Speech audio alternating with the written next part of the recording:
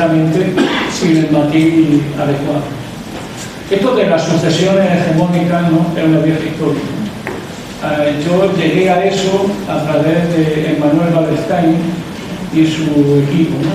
Estudié, yo creo, como aficionado a estas cosas, que la historia es la maestra de la vida, y leo mucha historia. Me paso la vida leyendo historia. He leído hasta su libro sobre la transición de Estados Unidos.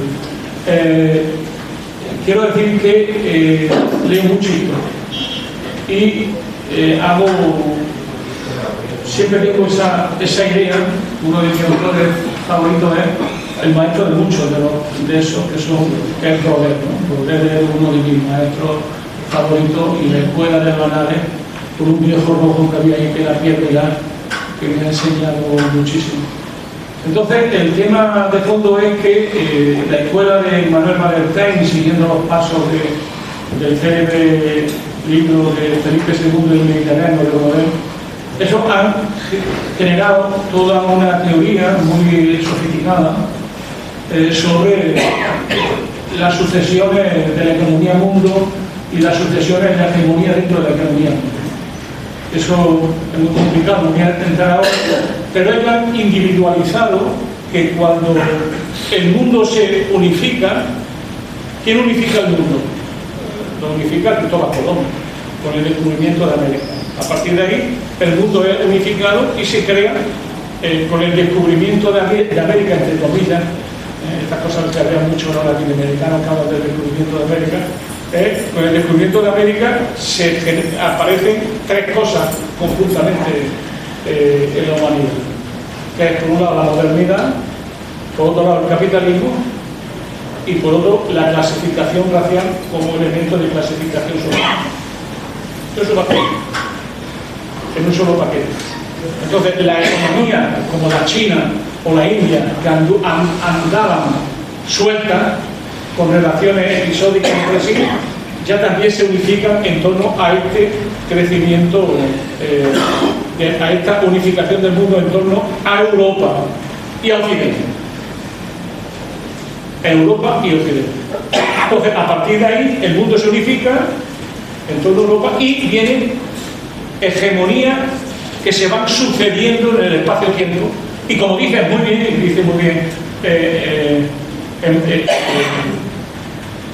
Giovanni Arrighi, el tiempo se va acelerando en esa sucesión hegemónica, y además el tamaño de los estados se va haciendo más grande.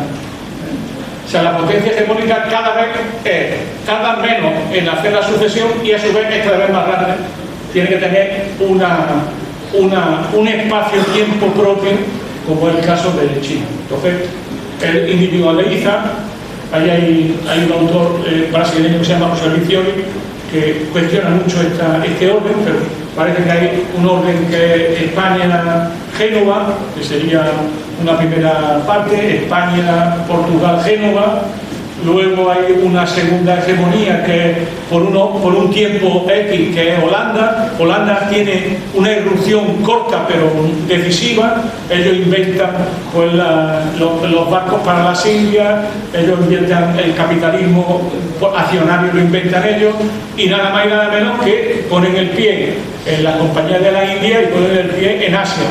Y se quedan, intervienen en más sitios, pero se quedan nada más y nada menos que en Indonesia, que hoy Indonesia es un país musulmán, el más grande del mundo, tiene 270 millones de habitantes, ni más ni menos, que también está emergiendo también como gran potencia futura, por cierto, que después de matar 1 millón de comunistas en un célebre golpe de Estado. Entonces, estaba Indonesia, y a partir de ahí se va enseñoreando. Eso dura muy poco, el mando holandés dura muy poco. Y luego llega Gran Bretaña, que se va articulando como la gran potencia hegemónica a nivel mundial. Como dice muy bien, ahí aparece una sucesión hegemónica en el marco de una misma civilización, que es la anglosajona. Estados Unidos se convierte en el sucesor natural de la potencia hegemónica de la época, que era Gran Bretaña. Ahora eso cambia radicalmente. ¿Por qué cambia radicalmente? porque la potencia emergente, no la única, la potencia emergente es un estado-civilización que es seguramente, como tal, el más antiguo del mundo. Como tal, la India es otra cosa, creo, pero bueno, también se puede decir que es inclusive anterior a China, India. Entonces, lo que está apareciendo, si os dais cuenta, es que la crisis de la hegemonía norteamericana está convergiendo con la crisis de Occidente, que es lo más gordo de esta crisis, lo nuevo de esta crisis. Que lo que está en crisis es el mando de Occidente, del Occidente colectivo, porque hasta ahora el mundo era Occidente, los valores del mundo eran los occidentales, la cultura dominante era los de Occidente, y todo lo demás quedaba en un segundo plano. Y ahora lo que está emergiendo es viejas civilizaciones, todas antiguas colonias de Occidente, que de una u otra manera se están levantando y están exigiendo, como diría Lenin, un nuevo reparto del mundo, donde Occidente ya no será el que da, y no solamente la da, sino que controla a los jugadores de la guerra. Ese es el dato más importante de lo que estamos viviendo, porque pone en cuestión 500 años de historia. Eso lo va a cambiar todo. Entonces, ¿qué es lo que está ocurriendo? Que el primero que está avanzando es China, pero detrás de China vienen todos los demás. Detrás de China viene la India. El conflicto de Cachemira es un viejo conflicto que realmente reaparece, periódicamente reaparece, y no sé si esta vez va a ser más largo o más corto que las veces anteriores. Pero está la India, un país que hoy es la primera potencia demográfica del mundo, ya le ha ganado a China. Pero es que después de ahí está el Pakistán, es que después está Indonesia, es que está emergiendo el mundo real, que hasta ahora era Occidente, y que Occidente imponía sus criterios. Por eso Robert Keegan lleva una cierta razón cuando dice que el verdadero Occidente ya es Estados Unidos, que es el Occidente armado, el único que tiene capacidad de oponerse militarmente al nuevo mundo que está emergiendo, que es un mundo multipolar, que significa una gigantesca redistribución del poder a nivel mundial.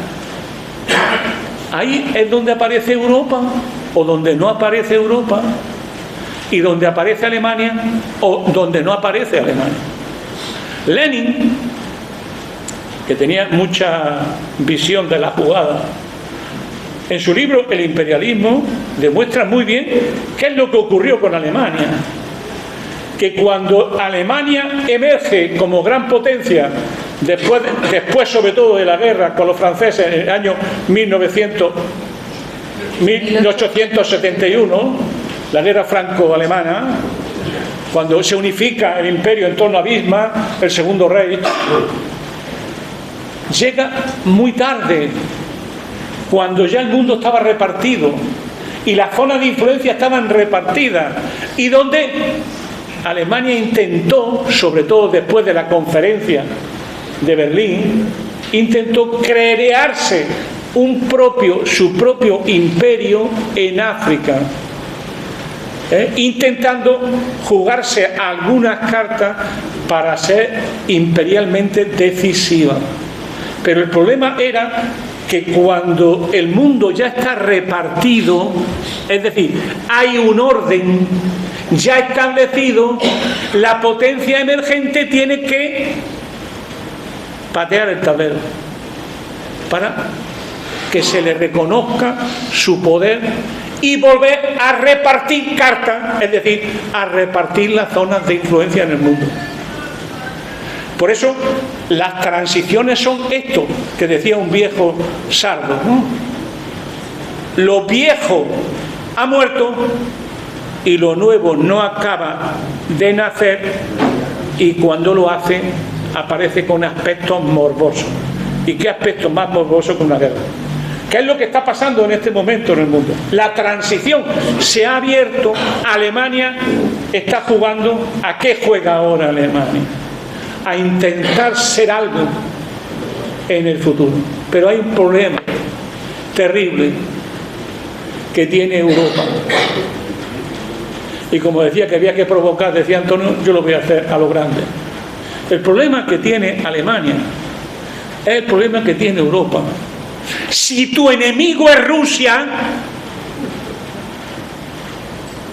no te queda otra que aliarte con Estados Unidos porque no tienes fuerza para vencerlo. Pero hay una salida, que es un tratado de paz y cooperación con Rusia.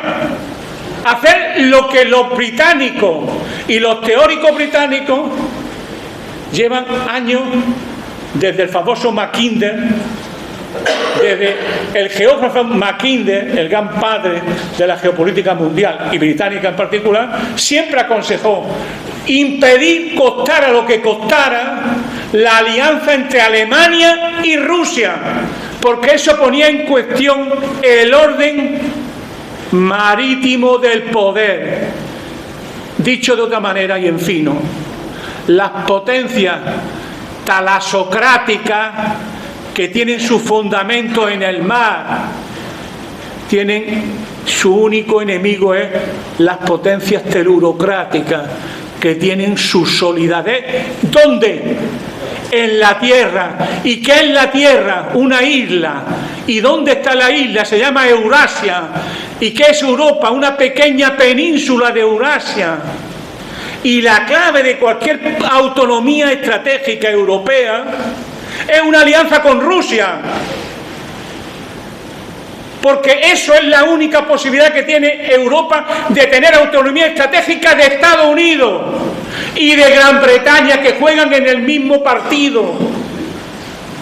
Yo no tengo ninguna simpatía por Putin, porque soy comunista, pero no me chupo el dedo.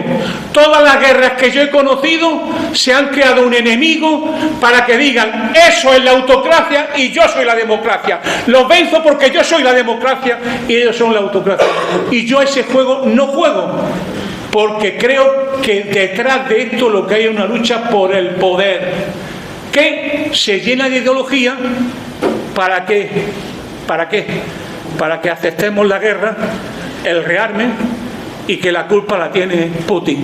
No, la culpa no la tiene Putin.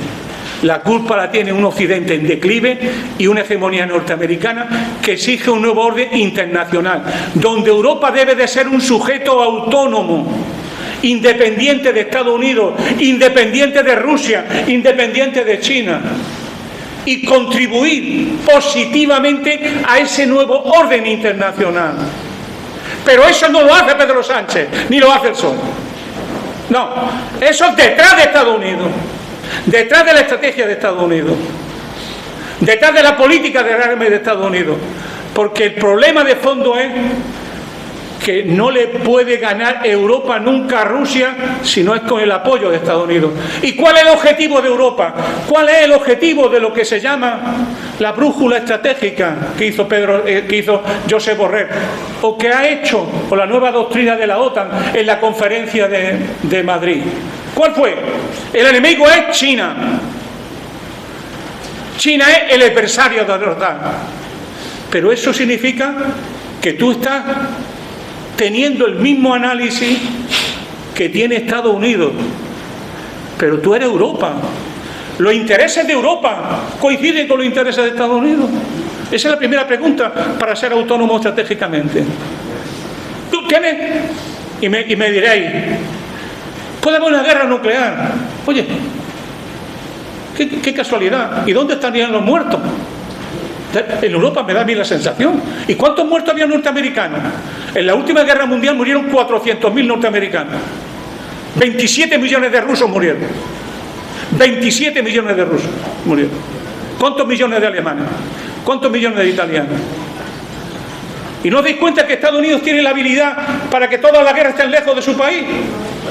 Y que todas las guerras no las tengamos que comer los demás. Y además actuando de infantería ligera de los propios Estados Unidos. No, no. Eso es lo que hay que cambiar. Y obviamente, y criticar a Putin, y criticar la violación de los derechos humanos que pueda hacer Putin, que lo haga y que se les critique. Pero de eso, justificar eso para rearmarte, organizarte y al final convertirte en un instrumento de Estados Unidos y de Europa, eso no es tener autonomía estratégica. Eso es ser un aliado subalterno de la política norteamericana. Y eso nos puede llevar al fin de la Europa que hemos conocido. Eso es todo. Y yo, compañeros y compañeras, la clave ¿dónde está? En nuestra propia autonomía estratégica. Pero ¿sabéis cuál es la primera que debe tener autonomía estratégica? La izquierda. Y la pregunta que yo me hago, ¿se puede estar en un gobierno como este, con lo que está haciendo este gobierno? Esa es la pregunta que yo me hago. Izquierda Unida tiene una posición firme contra la guerra, no tengo duda, y contra los de Gaza. Sumar no tanto, la verdad. Y Podemos ha cogido ahora la izquierda del tablero. Me parece muy bien. No entro. Me parece digna posición. Ahora bien, el problema de fondo es el siguiente. Es que estamos en un lugar y en un límite que o somos capaces de tener autonomía estratégica en la propia izquierda frente a este gobierno, o el fin de Pedro Sánchez será el fin de la izquierda a su izquierda. Y yo creo que hay mucho partido por delante para sacrificarnos al altar. Que me llevaría a meterme en política y no creo que me hayáis pagado tan bien como para hacer esto. Me habéis pagado tanto que no quiero meterme en este lío. Pero deciros eso, que el problema de fondo es que si seguimos metidos en el tema de Gaza, en el tema del rearme, y seguimos estando en todo eso, ¿qué nos queda de proyecto autónomo a nosotros? ¿Qué nos queda de estrategia? No digo eso que no sepamos distinguir el PSOE de la derecha. Yo lo distingo muy bien. Y como recientemente estuve en una reunión de generales que tuvieron a bien invitarme, estas cosas yo las digo también a los militares. No vayáis a pensar que estas cosas yo las digo quizás sin tanto ímpetu y cuidando mejor las palabras. Pero esto que hay que salirse de la OTAN y que hacer un acuerdo con Rusia, se lo he dicho a una reunión que me invitaron recientemente en Madrid, en el CSD, para un curso de coroneles que querían ser generales. Y había allí 200. Y también se lo dije. Es decir, que estas cosas yo las digo. Te he dicho sin tanto ímpetu como tengo ahora, porque estoy entre compañeros. Entonces, lo que quiero decir es que la clave al final de toda esta historia es que hay mucho por delante que realizar. Y el temor que yo siento es que el PSOE siempre existirá. Porque el sistema se basa en el bipartidismo. Y guste o no guste, siempre existirá. Ahora bien, a su izquierda no está garantizado que vaya a existir. Y a mí me preocupa mucho, para el bien de mi país, de mi modesto país, me preocupa mucho que la izquierda desaparezca después de estar gestionando el gobierno con Pedro Sánchez. Me da pavor eso. Que si mañana ese gobierno cae, pierde las elecciones o aparece un escandalazo directo o indirecto, nosotros terminemos confundidos con ellos y en unas condiciones muy difíciles, muy difíciles. Y el tema de la guerra y de la paz, para mí, es el tema decisivo del momento. Todo lo demás es secundario. Porque además eso tiene implícito rápidamente la cuestión social, tiene implícito rápidamente los derechos laborales, tiene implícito rápidamente el gasto público en su conjunto y el sistema fiscal. Y todo eso, a mi juicio, es muy importante que la izquierda tenga una posición autónoma. Lo cual no significa que no se apoyen las medidas del gobierno positivas, que no se apoyen las medidas, o que se apoye a este gobierno ante ataques indecorosos y horribles de unas derechas que se han sumido es lo peorcito de la memoria histórica de este país. Y una cosa que es sobre el tema de los militares y de los jóvenes, que decía muy bien Julio. Yo estaba por aquí Juan Antonio, el diputado, que fuimos diputados juntos en la Comisión de Defensa, y ya no está. Pero era muy importante lo siguiente. Me ha tocado a mí, por razones X, durante 3 años, y representando a Unidas Podemos a los cursos de defensa, porque nos llamaban a las fuerzas políticas a explicarle a los militares las políticas de defensa de cada uno de las fuerzas políticas. Y a mí me tocaba ir a explicar la política de defensa de Unidas Podemos. Me voy a callar un poquito, no voy a explicar lo que yo explicaba, porque casi todo me lo tenía que inventar. Pero dicho eso, yo noté una diferencia fundamental entre la primera vez que hablé para el curso de Estado Mayor de Comandante a después, al año siguiente, cuando ya había ocurrido el tema de Cataluña. El proceso secesionista en Cataluña. O sea, en esa época, yo lo comenté con Julio, los dos sabíamos de qué se trataba, y con otros militares amigos, de que se había producido una mutación en la Fuerza Armada, sobre todo en la gente más joven, los que hoy son capitanes, comandantes y que aspiran a ser jefes, ¿no? Que era lo siguiente, ¿no? Antes los franquistas no podían hablar directamente en el ejército. Hablar directamente en el ejército. Tenían que confundirse de aquella manera, intervenir así. Pero nunca podían decir defendiendo a Franco, defendiendo la dictadura. Después de lo de Cataluña, eso ya ha cambiado. Porque los franquistas han levantado cabeza en las propias Fuerzas Armadas. Y hablan en las Fuerzas Armadas directamente ya a los militares. Eso es nuevo, absolutamente. Y eso nos debe hacer pensar mucho en muchas cosas que para nosotros son hechos políticos, pero tienen trascendencia de aquella manera en las Fuerzas Armadas españolas. Y sobre todo en los sectores más jóvenes que están con mensajes políticos muy diferenciados, donde la cuestión del secesionismo catalán ha tenido una influencia enorme en las Fuerzas Armadas, sobre todo la gente más joven, y que sobre todo tengo la sospecha que, como decía muy bien Julio, y le doy la razón, eso va a tener también consecuencias en los que van entrando directamente ya en la Fuerza Armada. ¿Por qué? Porque el ejército en ninguna parte es una hornacina separada de la sociedad. Y los cambios en la sociedad son los mismos cambios que se están produciendo en la Fuerza Armada, simplemente que con otra lógica, con otro lenguaje, con otra gramática, con otro discurso, pero eso ha funcionado. Por eso yo creo que ahora mismo me da la sensación cada vez más que la derecha y sus valores empiezan a ser mayoritarios en la sociedad. Y me temo que eso tenga una influencia también muy seria en la Fuerza Armada. Insisto, la derecha y sus valores empiezan a ser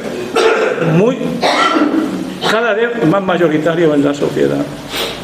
Y que eso puede terminar teniendo influencias complejas sobre la Fuerza Armada y sobre todo en algunos campos concretos de la Fuerza Armada.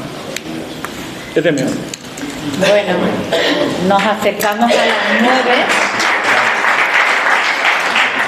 que no hemos cerrado, nos acercamos a las 9 y efectivamente sí, ya es el momento de ir terminando. Creo que se han hablado tal vez muy apresuradamente de muchas cosas de forma simultánea y a lo mejor a veces nos hemos ido un poco por las ramas, pero cuando se dialoga suele suceder eso, y eso que no tenemos una cerveza por delante, ¿no? Que todavía hace que la conversación sea más arborescente. Yo disiento de una parte de lo que aquí se ha dicho. Creo que la izquierda tiene que rearmarse ideológicamente, porque somos cada vez menos y estamos muy disueltos, muy difusos. pero no creo que nuestra mirada para rearmarnos ideológicamente tenga que dirigirse a la Rusia de hoy, que es una autocracia. ¿Qué resto de democracia, de libertad, de socialismo queda en la Rusia de hoy? La Rusia de hoy... No conozco a nadie que lo haya dicho en esta sala. Bueno, no, pero sí que tenemos que hacer un pacto de entendimiento. Un tratado de paz y de seguridad. Sí, pero no de rearme ideológico. No, ¿cómo voy a rearmar ideológicamente con Putin? Es que con Putin a lo mejor es difícil llegar a un encuentro de seguridad. Simplemente no seguir tocando la nariz a Rusia, son cosas relativamente fáciles. Y dejar que los rusos se autogobiernen democráticamente. Pero bueno, no vamos a liarla, pero lo que antes se dijo de que parte del impulso de la ultraderecha en países como este o en países como Europa vienen de la alimentación que reciben de Rusia, igual que parcialmente Trump. Pero ¿cómo es posible que puedas pensar que Donald Trump lo influye Rusia? Pero no, ¿estamos locos? Lo subvencionó en la primera... ¿Pero cómo que lo subvencionó? Eso son mentiras, eso es una mentira, una falacia. O sea, ¿cómo va a subvencionar al señor Donald Trump, que tiene al poder económico a sus pies, lo va a subvencionar un país pobre como Rusia? Porque también tiene inversiones en Rusia. Pero ¿cómo me dices que Franco subvencionaba a El Salvador? Bueno, si es posible que le diera... ¿Y a la ultraderecha nuestra? ¿A Vox? No sé. Dame datos. Dame datos. Eso sí se sabe. Sí. Yo dame datos. Yo porque subvenciona. O sea, para tú construir, para tú justificar el realmente tienes que construir un enemigo. ¿Y qué mejor enemigo que Rusia? Primero, era enemigo desde hace 1000 años, porque es otra cultura, son ortodoxos. Segundo, de ahí vinieron los mongoles, de ahí vinieron los hunos, de ahí vinieron los comunistas. Entonces, se ha pasado, o sea, ¿cuál era nuestro aliado más próximo? Yeltsin. Entonces, Rusia ha buscado su camino autocrático, su camino tradicional, sus valores tradicionales, y se ha recompuesto, se ha reorganizado, se ha hecho.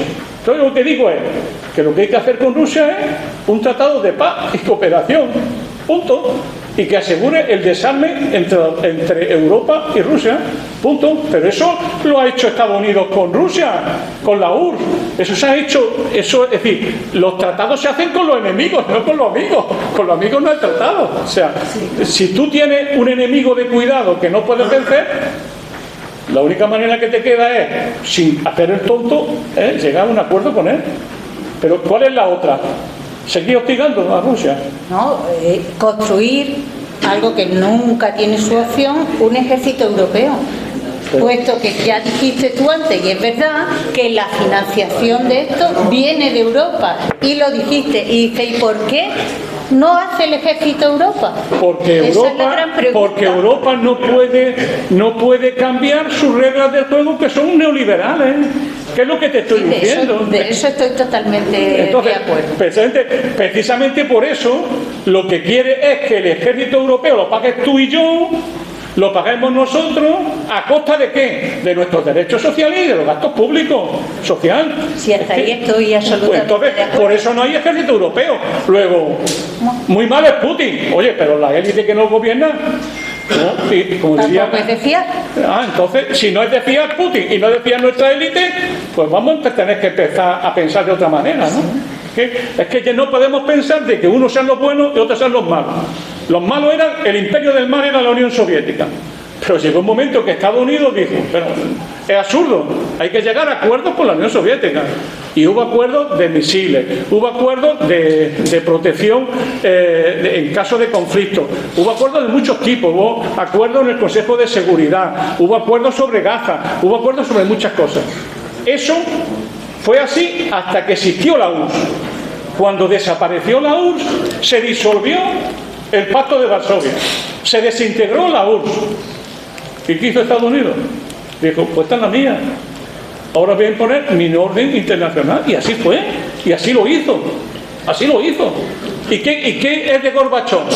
Que era el gran aliado que podíamos haber tenido los europeos.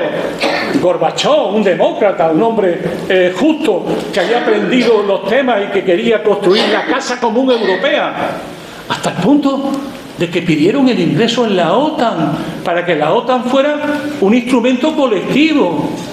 Y le contestaron lo mismo que contestaron el primer secretario de la OTAN. ¿Qué es la OTAN? Primero, Rusia fuera, Estados Unidos dentro y Alemania debajo. Eso ha sido el funcionamiento de la OTAN hasta ahora. Entonces, la oportunidad para todos, que era Gorbachov, no se aprovechó. Y a partir de ahí, la OTAN empezó a intervenir. Y acuérdate que el primero, ¿cuál fue?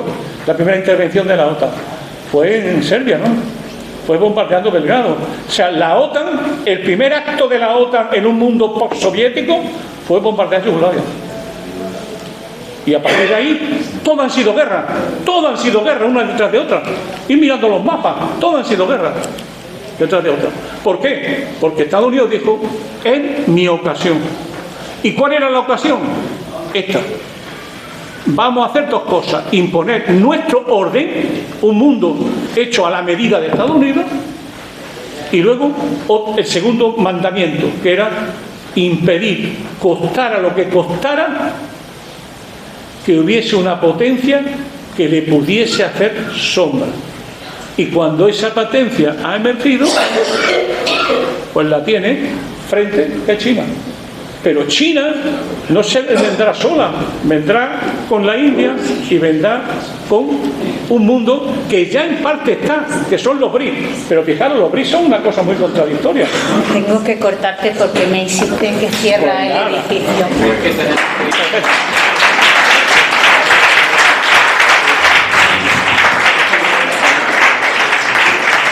Perdonad, es que los funcionarios